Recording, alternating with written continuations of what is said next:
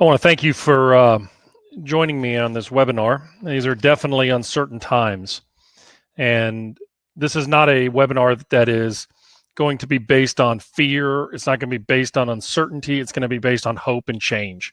It's going to be based on what we can do to help our individuals and our athletes and our coaches make the most of this time. This webinar will be archived. You'll be able to see it in reverse, right? You'll be able to watch it, and I hope you refer to it.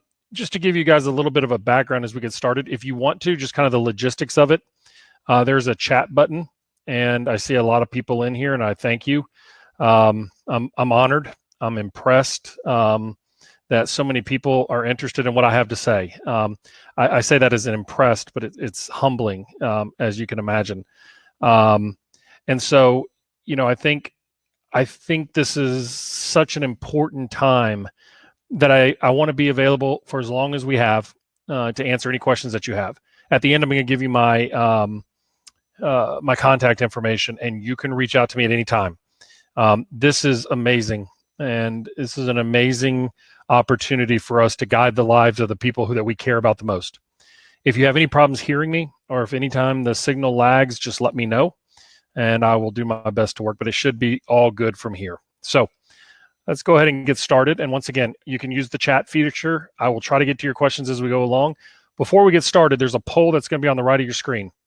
If you could answer what you are, okay, meaning, are you a coach? Are you a parent? Are you an athlete? It's open right now. If you can answer this, this would be very helpful for us to understand.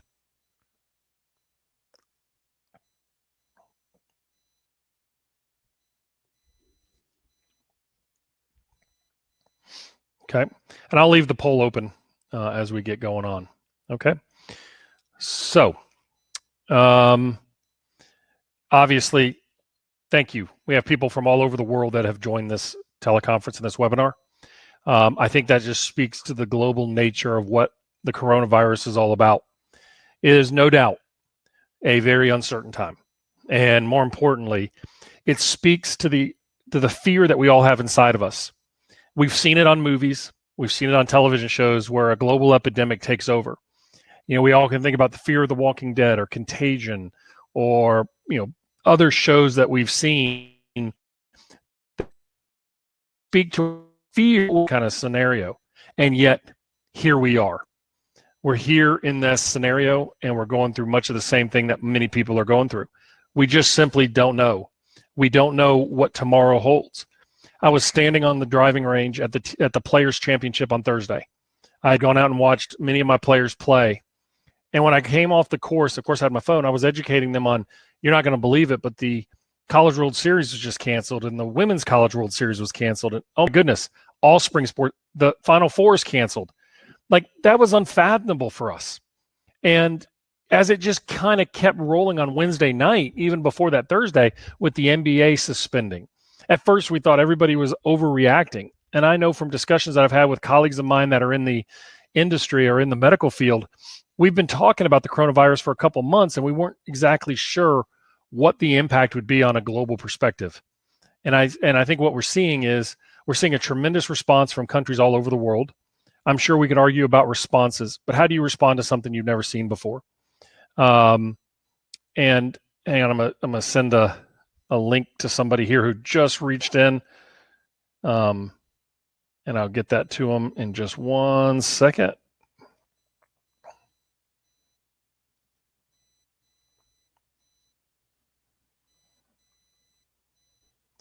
And I think it was just surreal to all of a sudden be sitting there and going, this is the fabric of what we do. And then I started seeing the emails and the Instagram posts and the Twitter posts of senior college athletes realizing that their career at that moment had ended. And all of a sudden, we've told our athletes forever, compete like it's the last day you'll ever compete, because you never know when it could be taken from you. And really, minus injury or minus playing time, there's really no reason as to why that ever happened. And then boom, all of a sudden, what do we know? People's moment and their careers were gone in an instant. Now, thankfully, there's some changes, and I'll get to that in a little bit unofficially.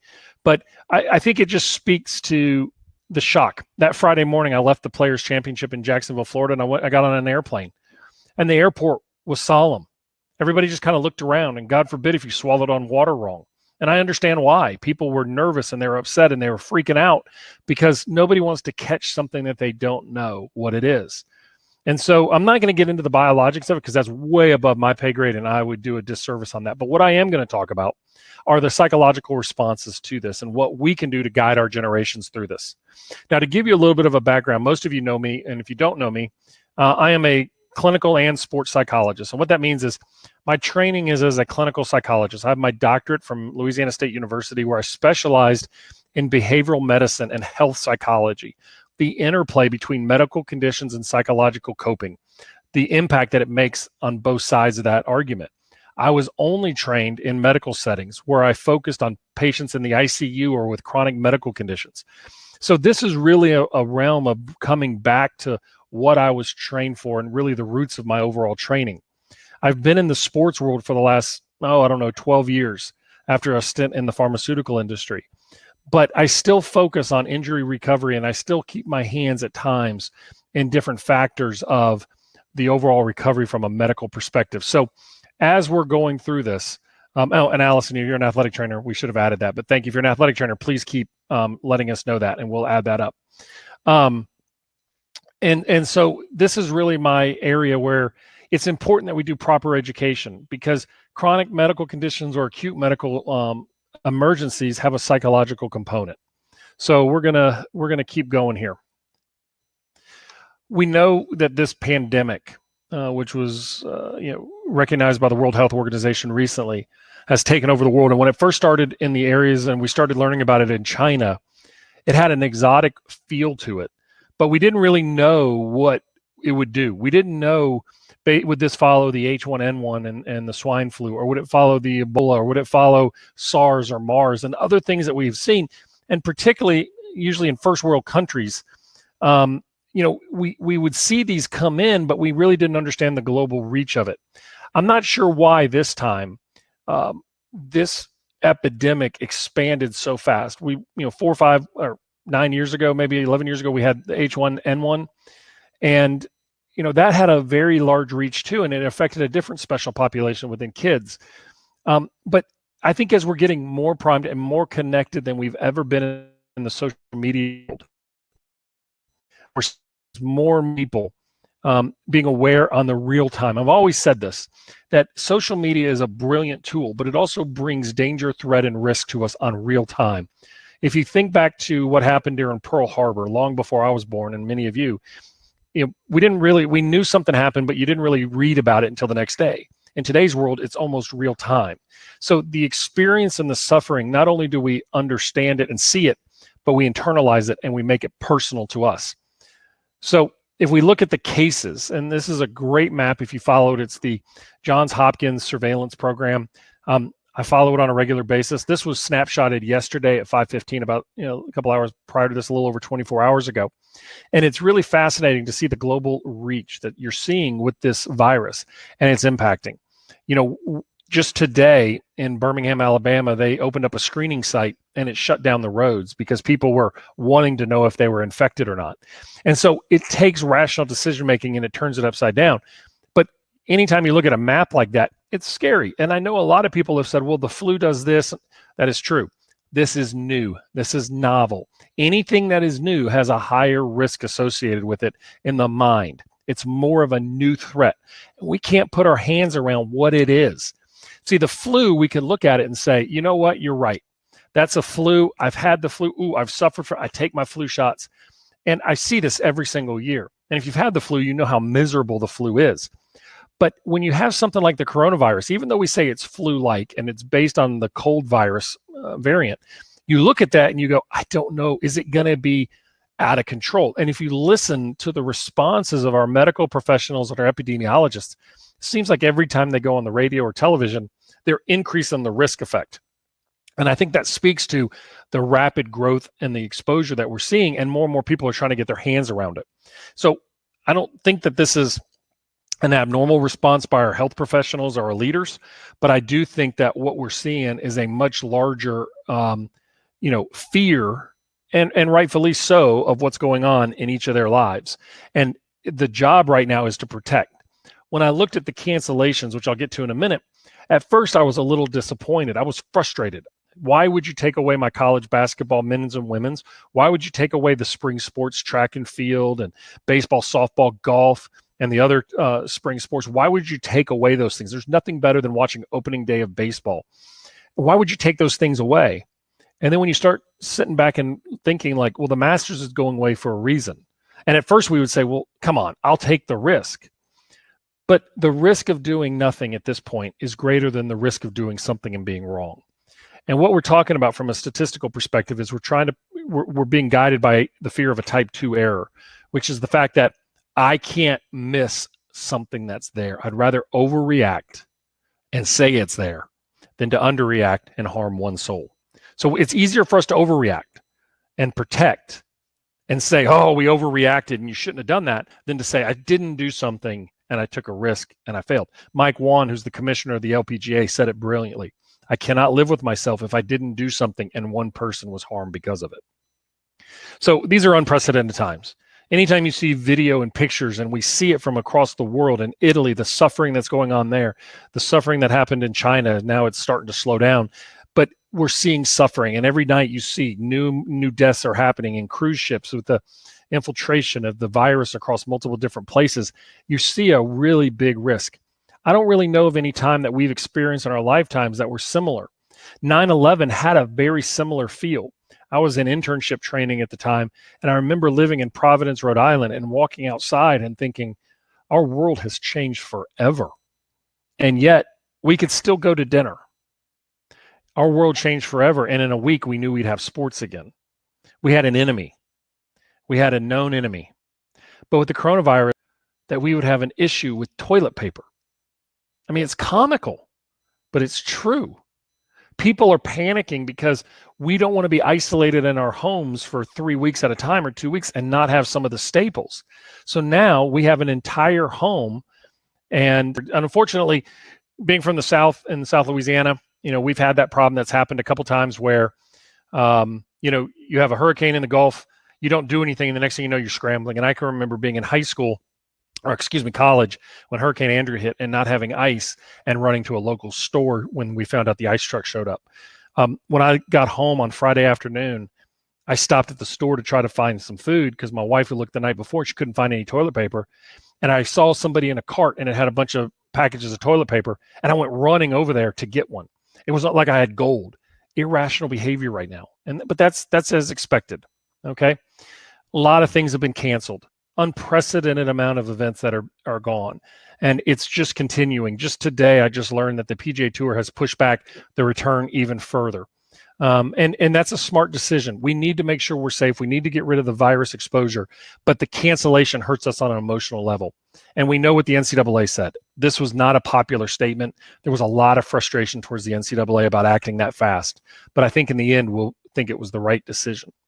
What we're seeing in this is a virus that we call fear. It's a psychological perception of the unknown. Anytime we have uncertainty out there that appears to be a threat in our life, fear is the emotion that responds because it drives the behavior to protect yourself. You cannot walk around and assume that this is not going to hit you or get you in some way. It is not smart or prudent to act like nothing is going on. And I see the individuals partying in the bars, but they don't have a relevance to it. They don't have an understanding of the severity of it. And I'm not an alarmist. In fact, I'm exactly the opposite. I want to get all the data together before I make decisions. However, the fear that drives this is what we're corrupting ourselves with, and we're making irrational decisions. With the connectivity of social media and the fear that goes with that, you're having the very ease of misrepresentation and making bad decisions. It is completely normal to be fearful and to react emotionally. And many of us on this webinar are adults. And yet, can you imagine, as somebody put in the chat, the babies that were born, like my youngest daughter at 9/11, are college freshmen today. This is, besides growing up in a period of war, this is really the first time in their lives that something dramatic has impacted their flexibility and their freedoms. It's shocking to take kids that are coming from college that we're going to be going on spring break and say, now you're sequestered in your homes for X amount of time. So we need to do a really good job of separating the facts from the myths. And I'm not going to go into those tonight. I'm just telling you as coaches, as parents, as leaders, to have an understanding when you hear information, make sure you don't just react. Get secondary amounts of information. Make sure you do your research. Don't just assume because it's on Facebook and it's on Twitter that we have to, continue to push. And we have to, just assume that we have to react to everything we hear. If that was the case, we'd be running around and not getting anywhere. Sometimes it's important to say, oh, that sounds interesting. Let me research it before we proliferate and give out more and more information that's negative. Okay. The American Psychological Association is a great website. I just saw something on the Wall Street Journal that was talking about some of the psychological things that we can do. And I'm just telling you this from now, that you can go on that website at any time and find information about what to expect and how to manage the stress that goes with it. But I'm going to cover some of it tonight. All right. The reason why I wanted to gather coaches and people together is because, and athletic trainers, coaches, head managers, sports medicine professionals, and all this and all the like around it, is that you're catalysts. Many times you are the point of calm, you're the point of stability, and sometimes the point of sanity for our athletes. These athletes in high school, and all of us in their high school careers are over. And those that are not playing in college, they lost those memories of being able to go to prom as an athlete, to go to prom with their friends, to hang out and have a senior day, and to have that last moment on the ball field. High schools didn't grant an extra year of eligibility, not that a high schooler would want it. So many of these athletes, all of a sudden, the thing that they went to for fun and coping and social connection makes me think, I know this is kind of a funny comment, but I remember when I was in high school, there was a movie called Red Dawn, where a Soviet empire invades the United States. And this is what it reminds me of. Just out of the blue, there was this fantastic invasion that changed the lives of all those seniors. That's a little bit about what we're seeing right now. You are catalysts to change. You're catalysts to sanity. And many times you're the catalyst to helping lay the pathway forward. So let's talk about some communication strategies for coaches and parents. Here's 4 keys for coaches. And when I say coaches, this would rely on coaches, athletic trainers, strength and conditioning coaches, academic counselors, people who have a role or period or a sense of seniority or leadership over athletes that are not your blood or not your parental guardians, okay, who aren't your legal guardians. So anybody who's in a role that's looking out for somebody else from the outside. All right. Number 1, don't get caught up in the blame game. It's very easy to question the decision-making of our organizations and the people who make those decisions. But I don't want you to get caught up in the blame game. There's a lot of frustration there, but it's not necessary for our student athletes at any level to be caught up in the blame of this. They have been, I'm going to use a word, there's a little bit of victimization that has happened here because something unbeknownst to them happened that prevents them from playing forward. It wasn't on their choice. It wasn't on their actions. And so what I want you to do is to understand that when we get caught up in the blame, all we're doing is maintaining that anger and continuing to pick the scab of frustration. So instead of blaming, what I'd like you to do is listen to them. Be empathetic. Hear them. Say, I understand. That must be difficult. How are you handling this? I don't want you just to wash it off and say, pick yourself up and let's get on with it.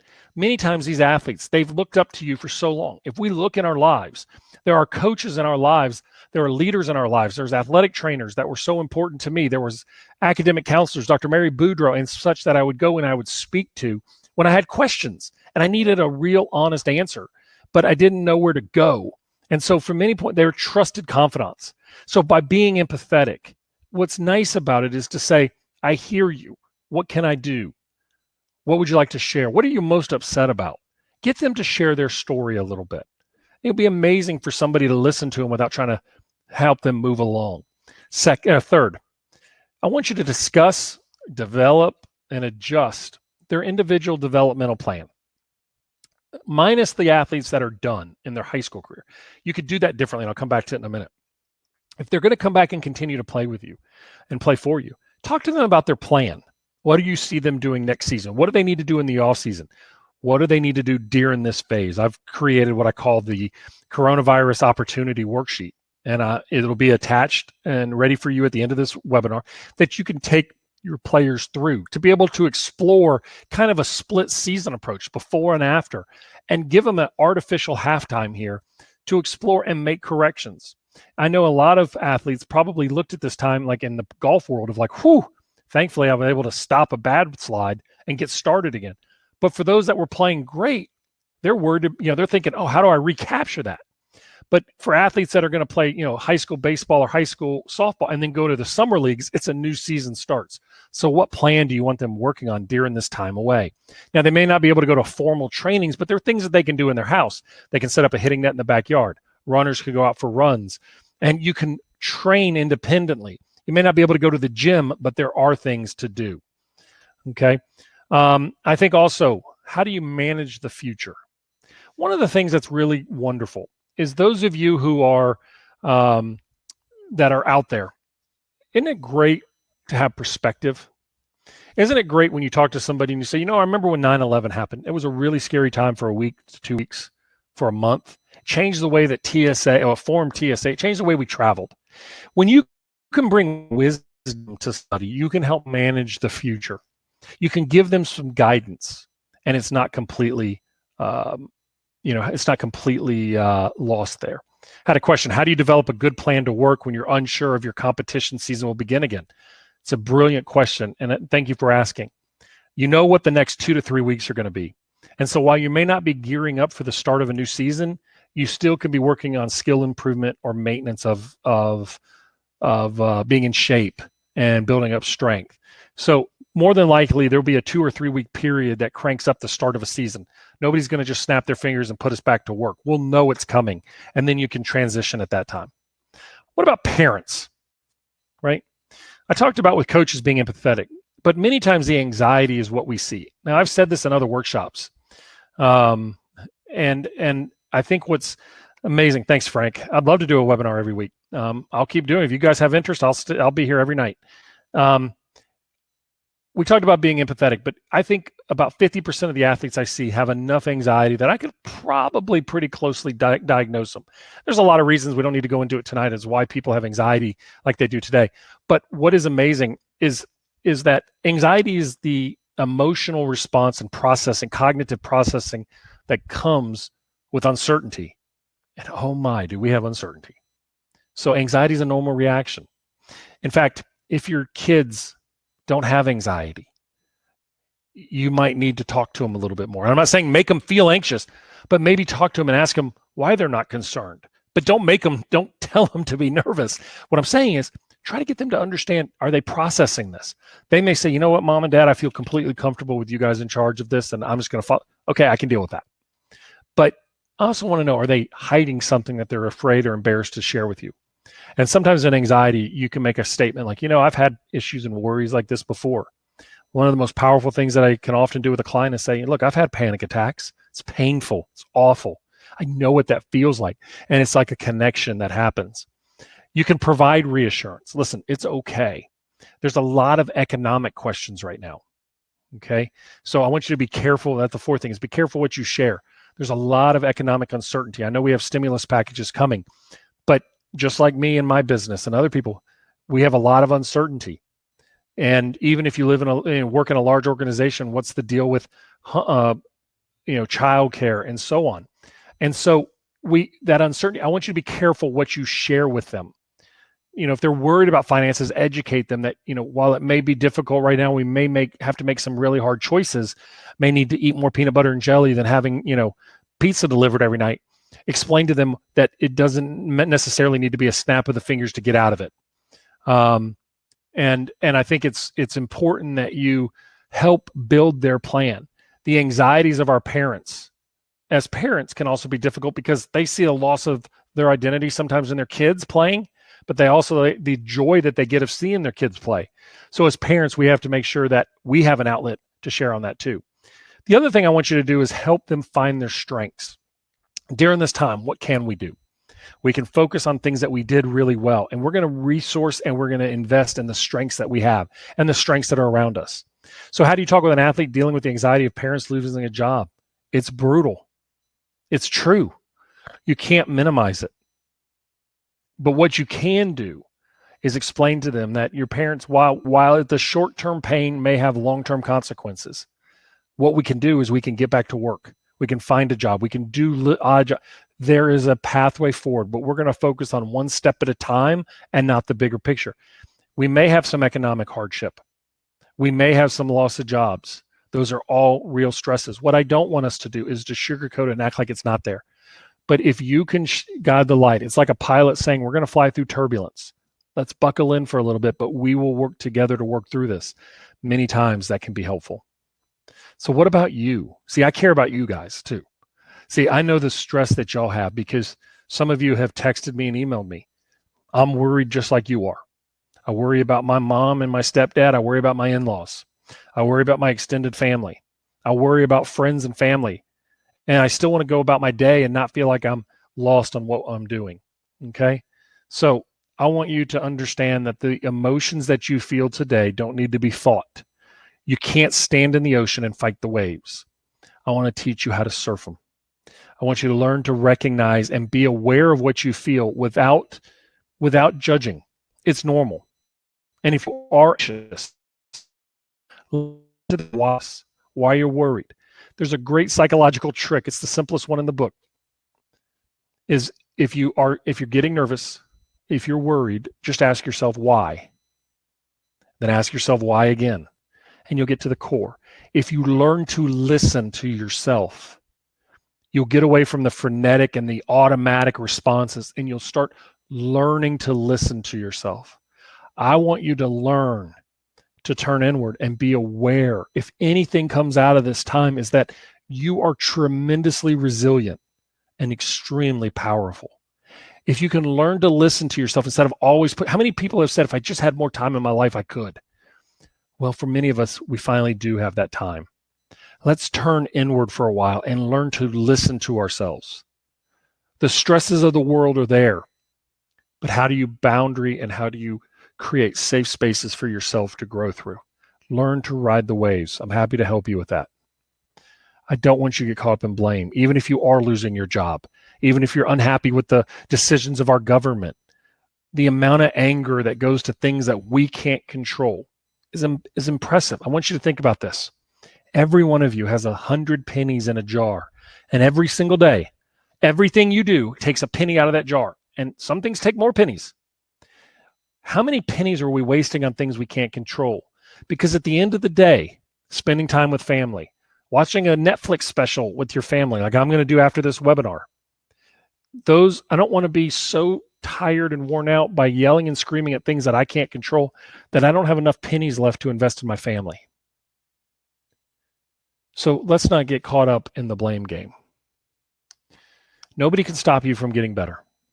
I want each of you during this talk to consider and think what you can do to improve yourself. Is there one thing that over the next 3 weeks that you could get better at? You may have limitations. You may have space limitations or access, but maybe you could read a new book. Maybe you could get back to a project that you've been delaying. Maybe you can focus on improving something. You can exercise. Everybody can go for a walk around their neighborhood or do, at-home workouts. There's tons of resources available right now for doing things at home. But you're right, Bill. It is the shock effect of all of this.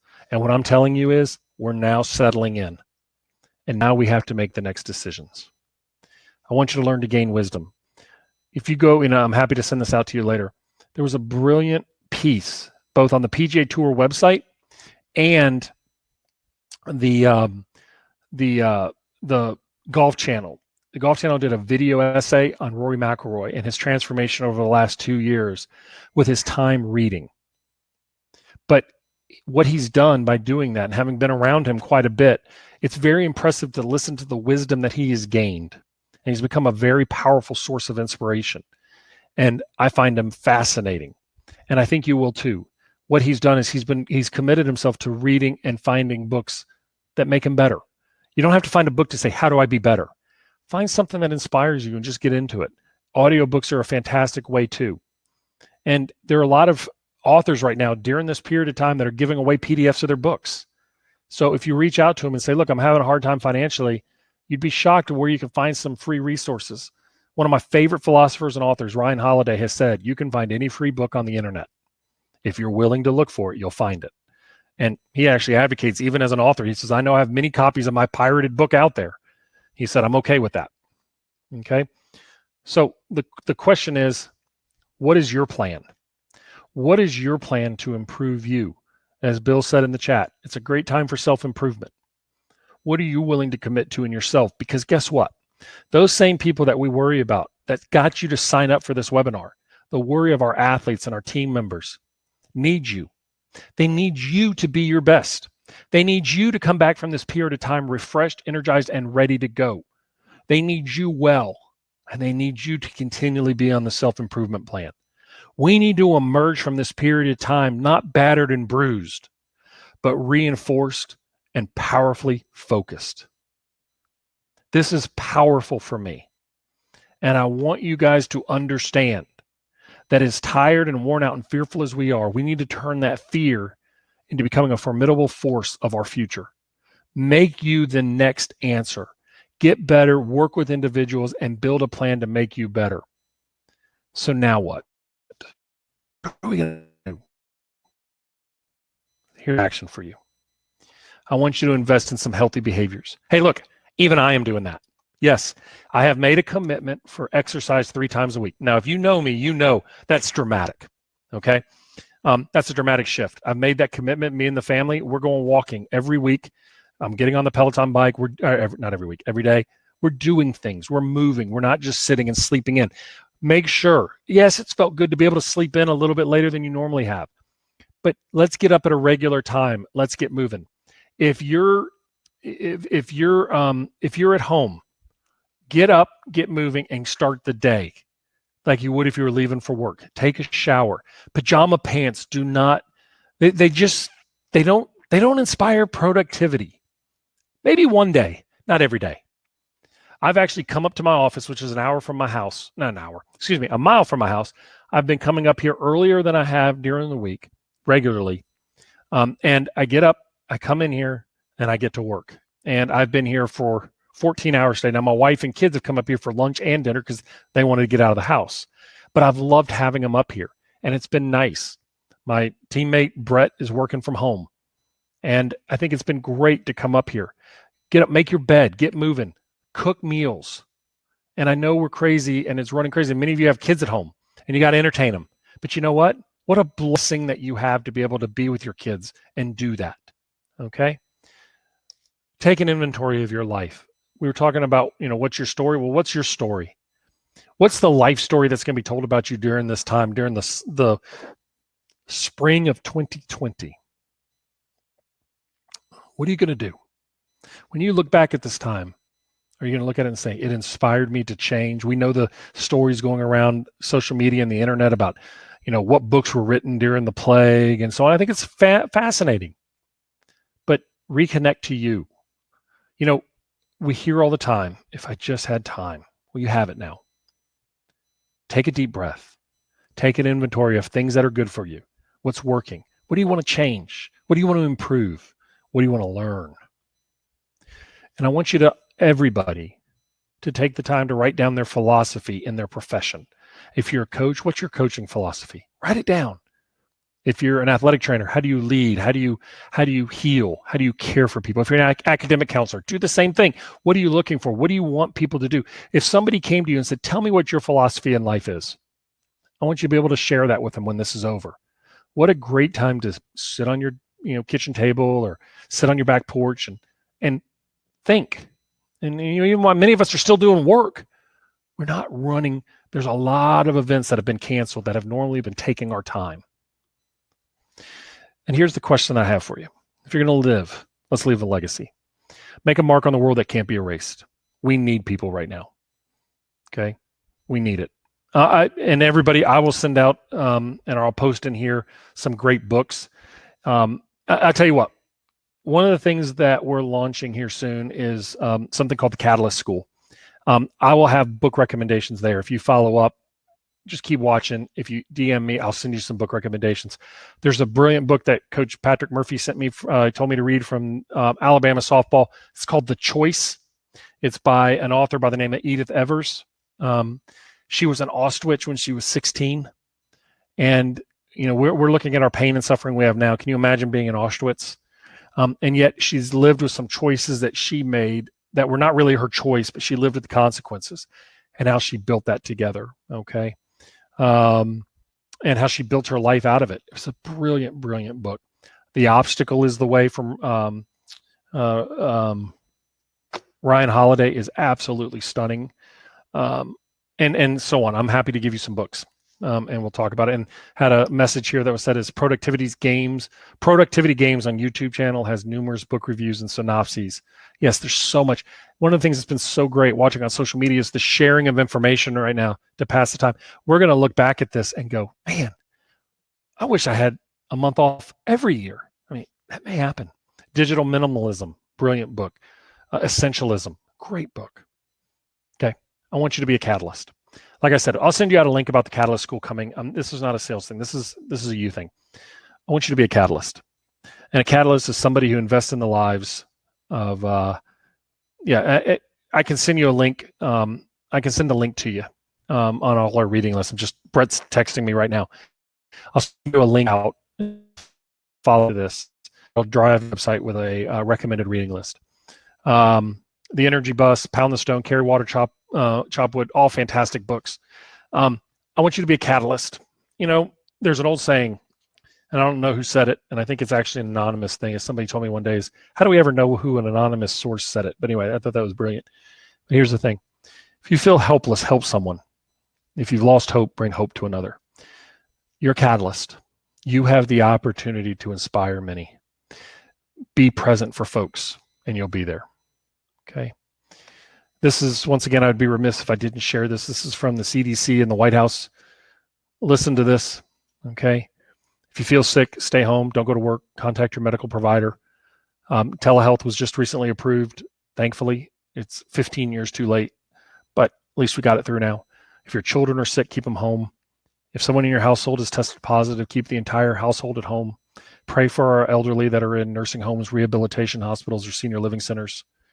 I think the better that you can be at caring for the people you love, and you remember you can FaceTime with our parents and our grandparents. So please reach out to them. We don't want them to be lonely.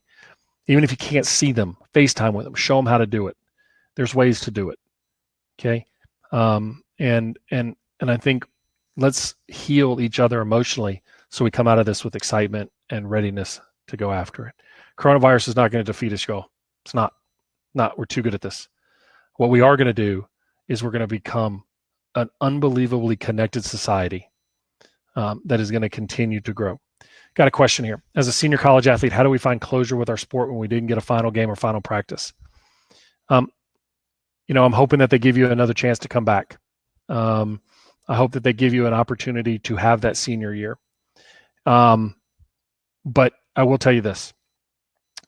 As a senior athlete, your closure can come in many different ways. It may not be the closure that you thought it was going to be. And it may not be the closure that you envisioned and dreamt of, but it is closure. And so you can either have grief and rightfully have grief about what you've lost, or you can create a bond with those that you're walking away from the game with that is unique. Okay. So please, try to connect to your other seniors, connect to your team. You'll be a special, never forgotten group. I can guarantee you that. If you guys have any questions, okay, if you have any questions, you can reach out to me anytime. Go to my website and drop me a contact form if you want to email me directly, brett@themindside.com. You got my social media information. I will tell you this, on my YouTube channel, I've got phenomenal interviews with coaches, leaders, and other people listen, there's so many resources out there. Don't be afraid to use them. I want you to reach out to me. I want you to let me help anything I can do. This is as healing for me as I hope it has been for you, to give me purpose to show up, to want to do this, and to be inspired. I've been excited like this was the first day at work for me in a long time. So please, if you have any questions, I'm happy to answer, and you can send them through the chat, and I'll answer every single one until everybody is gone. Make sure you check out social media. I will send you a link to the recommended reading list on the website. It'll come out in an email, and we will go there, and please share some more things with us. Andrew had a question. How would you advise international college athletes finding the urge to go home during all of this uncertainty? Parents are understandably nervous and want them home. Yeah. I can't imagine. I know that's got to be difficult, Andrew. All you can say is right now, you're well, you're healthy, you're taken care of, and you want them to do the same thing. FaceTime with them, Skype with them, Zoom with them, reassure them. One of the things that I always tell my college athletes, don't always call your parents when you're having a bad day. Call them when you're having a great day. Tell them you love them. Tell them you got it under control. Tell them if they have any questions that there are people here that they can reach out to get wellness checks on you, that you're doing everything under your power. You're in a wonderful, world. You live in a wonderful country that has great resources available to you, and let them know that you will make wise decisions and connect. Reassure them that you're okay. Now, what about them? Well, they're half a world away. So you need to get them to make assurances to you that they'll take care of themselves. I don't know what countries they live in, and I'm sure it's extremely stressful. But remember, we've been able to navigate things like this before. I always think about war-torn, families individuals at war. You had to wait for the mail to come. You have a much more connectivity. So talk to them on FaceTime. Parents on remote are even very aware of how our facial expressions are. Make you that you're having, that you show them that you're getting productive and you're not feeling sad, okay? For high schoolers, how do we keep our athletes motivated and accountable during this long absence? How much contact is too much? Obviously not person to person. That's correct. I think what you do is you send them out something. If you go to this file right here, I'm going to share it right now. You can give them this and send it to them and ask them to fill it out. It's the opportunity and growth plan. And I think it would be very helpful for them to fill that out, and then schedule once every couple of weeks just a check-in moment with them and talk to them and ask them to fill it out and have a discussion with them and have discussion points. Try to watch some of their pop culture shows and have something of relevance to communicate with them. So I think that is good. I don't think it's too much, but they'll tell you if it's too much. I really think that. Focus on your philosophy, Corey. 100%. No one can stop you from getting better. 1,000% correct. Okay. Also, I have become very empathetic during this crisis. I've become an advocate because if it can happen in 2020, it can happen in 2027. The kids you nanny for will be in college and high school then. I have not talked with them about it yet. Well, you will, and there'll be a time to. There'll be a time to. I remember after 9/11, my daughter was 3 months old and I had a 4.5 or 5-year-old at the time. And now they're almost 23 and 19. And, we'd go back and watch the factors of, we watched those documentaries of 9/11, not to scare them or worry them, but to show them how the country resolved. This past summer, we went to the 9/11 museum. We were living in Providence, Rhode Island, which was kind of an epicenter up there. And so we took them to the 9/11 museum, and it was very emotional, but it was important for them to see it. The year before, we went to the Pearl Harbor Museum. And in the future, we're going to take them to the Vietnam War Memorial and the other memorials in Washington, D.C., because my father served. And so I want them to understand that through the hardest times that we've had in our society, when we bond together, we become greater. It's like a rope. The rope is formed by all the individual fibers, but when woven together, it cannot be broken. And that's how we are. We as a society are a rope. We're all individual fibers that are woven together. How often would you check in with your team? There's nothing that prevents you from sending out a group email and just sending them funny inspirational videos or funny things that you find that are important. Maintain communication with them. Don't be a stranger. Any suggestions on how to discourage the comfort foods that my children are over craving at this time? Well, don't have them in the house or hide them, and hide them from you too. Comfort foods are, when we get under stress, we want sugary substances and things that have a short-term reinforcement to it. I think it's important that you try to get them into some healthy behaviors. The way that I look at this is, we always say it takes 3 weeks to start a habit. I don't know if there's real science behind that, but it's a pretty good adage.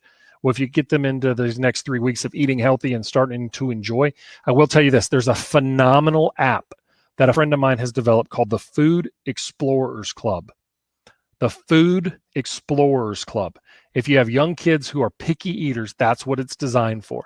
It creates a token economy that they get to earn things by eating and trying foods. And it's a brilliant app.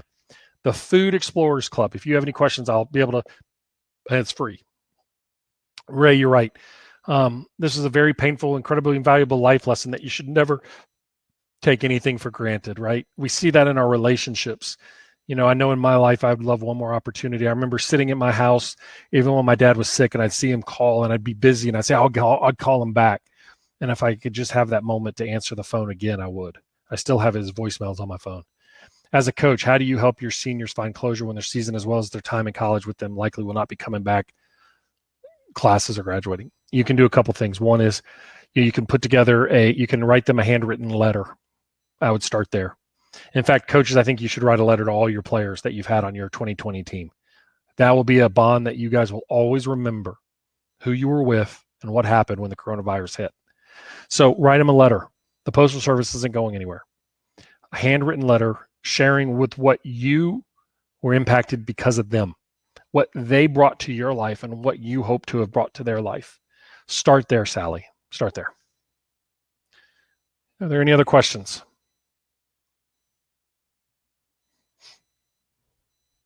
I hope this has been helpful. I hope that it's brought some semblance of understanding. I believe this will be archived. You'll have the access to be able to follow up with it, but always reach out to me. I'd love to hear from you on social media as well. If you like this, please let the world else. Put it out on social media and tweet what you learned from it. Just tag me so I can retweet it. Okay. I want to thank everybody for this. How am I doing, Adam? I'm doing really well. Like I said, I've got a really good support group. My wife and family are great. My mom and stepdad are doing great. My in-laws are fine. I'm staying busy. This has been a time that I've got some new projects that I'm working on. And, unfortunately, I love going out on the PGA Tour. I can't go. I love going to the University of Alabama. I can't go. So I'm using that time for two other things. I'm using it obviously for exercise, but I'm doing more writing and more development and program development. And so I am more excited about that than you can imagine. I felt rushed before. Now I've got the time. There's no excuses now. So I'm locking in and getting after it. So hopefully you'll see some good projects coming from me. And I'm playing golf. Nothing wrong about being outside and hitting the golf ball around a little bit.